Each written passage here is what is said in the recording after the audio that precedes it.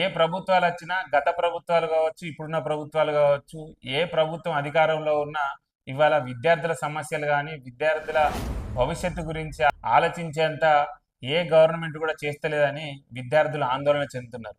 ఎందుకంటే 2015 గ్రూప్ 2 ఫలితాల selection list రద్దు చేస్తున్నట్టు ఇవాళ హైకోర్టు వెల్లడించింది.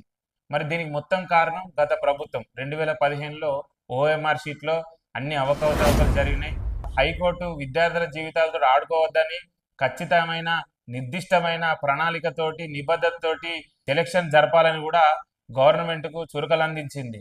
మరి దీనివల్ల ఎవరు నష్టపోతున్నారు? మన విద్యార్థులు గత 9 సంవత్సరాలుగా చదివి ఇప్పుడు రాత్రనక పగలనక కష్టపడి సెలక్షన్ వెళ్తే ఇలాంటి గవర్నమెంట్ అవకతవకల వల్ల మా జీవితాలతోటి ఆడుకుంటున్నారని ఆవేదన వ్యక్తం చేస్తున్న సందర్భాలు. ఇప్పుడు విద్యార్థుల పట్ల ఈ ప్రభుత్వాలు ఒకప్పుడు పేపర్లు అమ్ముకున్నారని, పేపర్ లీక్ అయినాయని, ఈ సమస్యలన్నీ నిరంతరం కొనసాగితే తెలంగాణ విద్యార్థి సమాజానికి ఈ ప్రభుత్వం ఎలాంటి తోడ్పాటు ఉంటుంది? విద్యార్థుల భవిష్యత్తుతో ఆడుకోవడం సరికాదని తెలియజేస్తూ నేను మీ సిద్ధం నరేష్ పటేల్.